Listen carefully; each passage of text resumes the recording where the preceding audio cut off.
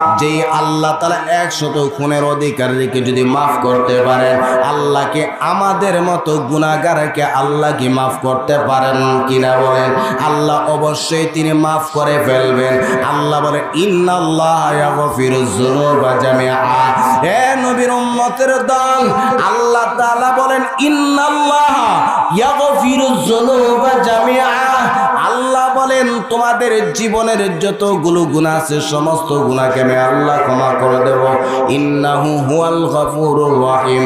আল্লাহ বলেন আমি আল্লাহ তো গফুর, আমি আল্লাহ তো ক্ষমাকারী, আমি আল্লাহ বড় দয়াকারী।